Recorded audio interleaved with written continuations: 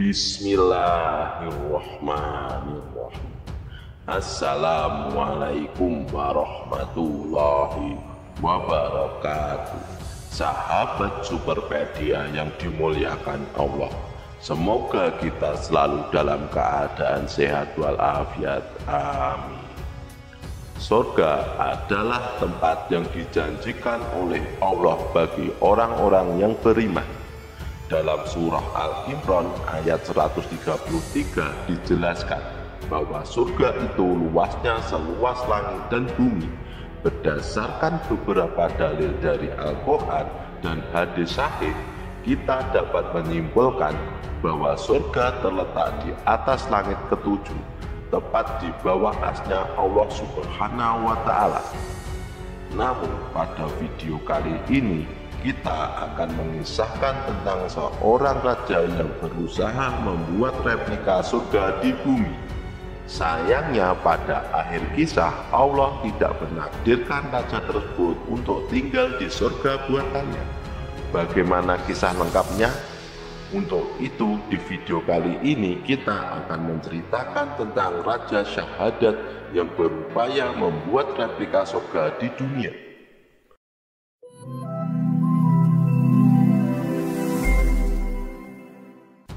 Kali ini kita akan menceritakan kisah seorang raja yang membangun sebuah kota menyerupai surga. Bangunan ini dibangun selama 300 tahun lamanya dan begitu luar biasanya hingga disebut dalam Al-Quran, tepatnya dalam surah Al-Fajr ayat 6-8. Kota tersebut bernama Iram, yang keindahan dan arsitekturnya tak tertandingi oleh kota manapun di dunia ini. Begini ceritanya, ada seorang raja hebat bernama Raja Ad al-Miltan, seorang penyembah bulan yang tidak bertauhid kepada Allah. Raja Ad memiliki 3 orang anak, salah satunya bernama Syahadat, yang merupakan putra mahkota. Suatu hari Syahadat diangkat menjadi raja menggantikan ayahnya. Namun ketika Syahadat memimpin, ia justru lebih buruk dari ayahnya. Di bawah kepimimpinannya, rakyat dipaksa untuk menyembah dirinya. Artinya selain menjadi raja, Syahadat juga menganggap dirinya sebagai Tuhan. Ada riwayat yang menyebutkan bahwa Raja Syahadat diberikan usia yang sangat panjang oleh Allah Subhanahu wa Ta'ala. Ia hidup selama 1000 tahun. Menariknya, Raja Syahadat adalah keturunan generasi keempat dari Nabi Nuh. Seperti yang kita ketahui, orang-orang di zaman dahulu memang diberi umur yang panjang-panjang. Tidak hanya umur panjang, Raja Syahadat juga diberkahi rezeki yang berlimpah selama hidupnya.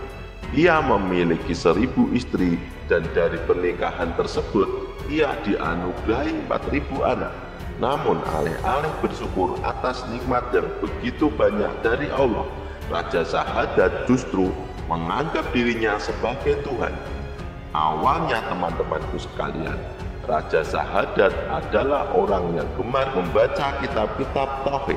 Dalam salah satu kitab yang dibacanya, ia sangat tertarik dengan gambaran tentang surga.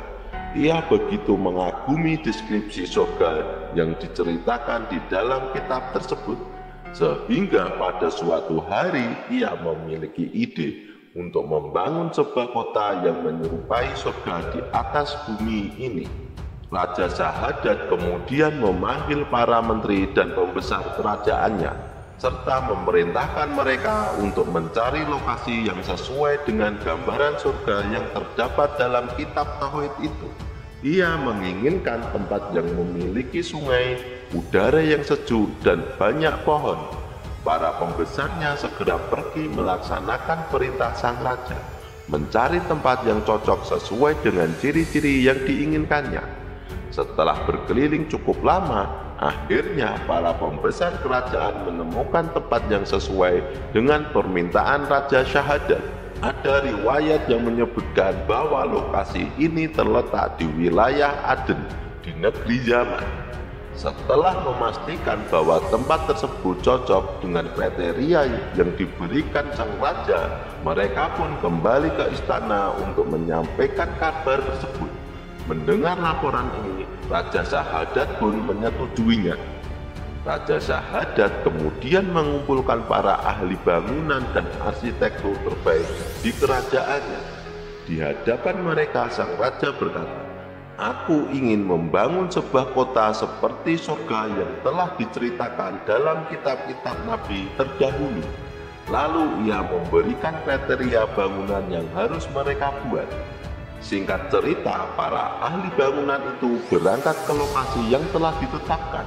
Sesampai di sana, mereka segera mulai bekerja. Mereka mengukur lahan dan menggali parit melingkar untuk fondasinya. Lingkaran lahan yang akan dibangun memiliki panjang 4 farsak. Menurut penjelasan Ibnu Abbas, 1 farsak setara dengan 5.541 meter. Jadi luas tanah kota surga yang akan mereka bangun adalah sekitar 22 km. Akhirnya pembangunan di lahan tersebut dimulai. Pada tahap awal mereka membangun pagar yang terbuat dari batu kualang atau yang biasa dikenal dengan batu marmer. Pagar ini dibangun mengelilingi seluruh lahan. Setelah itu mereka mulai membangun kota surga dari bagian-bagian pinggirnya. Sahabat seiman, setelah beberapa waktu berlalu dan proses pembangunan sudah mulai terlihat, para ahli bangunan datang ke istana untuk menemui Raja Syahadat. Mereka bertanya, bahan material apa yang akan digunakan untuk membangun kota surga ini? Raja Syahadat menjawab, "Tidakkah kalian tahu, aku telah menguasai hampir seluruh dunia ini. Aku ingin kalian membangun kota surga ini menggunakan emas, perak, permata, mutiara, batu yakut, minyak kasturi, kapur zafaran, dan perhiasan-perhiasan indah lainnya." Mendengar perintah itu, para menteri dan prajurit kerajaan segera berpencar ke seluruh penjuru dunia untuk mencari bahan-bahan mewah yang diminta sang raja. Mereka mendapatkan bahan-bahan tersebut dengan berbagai cara. Ada yang merampas dari penduduk, ada yang mencarinya di pelosok hutan, dan ada juga yang menambang atau menggali tanah. Setelah semua material terkumpul, mereka membawanya ke kota surga dan mulai menempatkan serta menempel bahan-bahan mewah tersebut. Bahkan tempat-tempat para pekerja membuat batu bata dari emas dan perak. Bahkan teman-teman, para pekerja membuat batu bata dari emas dan perak. Seiring berjalannya waktu, sisi kota surga mulai selesai dibangun. Selanjutnya mereka mengerjakan bangunan besar di tengah-tengah kota yang mungkin merupakan istana kerajaannya. Istana ini dibangun sepenuhnya dari emas dan perak. Seluruh dinding, lantai, bahkan perabotan semuanya terbuat dari emas. Tiang-tiang istana dibangun dari batu jabarut hijau dan batu yakut merah. Untuk mempercantik istana, mereka menanam pohon-pohon yang terbuat dari mutiara dan batu permata. Selain itu, seluruh istana disemprot dengan minyak kasturi. Kota ini benar-benar mewah teman-teman, dan tidak ada tandingannya dengan bangunan apapun di dunia. Bahkan jika dibandingkan dengan gedung Burj Khalifa, tetap tidak bisa menyamai kemegahan kota surga Raja Syahadat ini. Kita lanjutkan cerita ini. Setelah 300 tahun, kota surga akhirnya selesai dibangun dan siap untuk ditempati. Sang raja kemudian memerintahkan seluruh perangkat kerajaannya untuk memindahkan perabotan istana ke istana baru mereka. Proses pemindahan ini memakan waktu hingga 10 tahun. Karena begitu banyaknya harta kekayaan milik Raja Syahadat. Setelah semuanya selesai dan kota surga siap ditempati, Raja Syahadat memerintahkan seluruh perangkat kerajaan untuk pindah ke sana.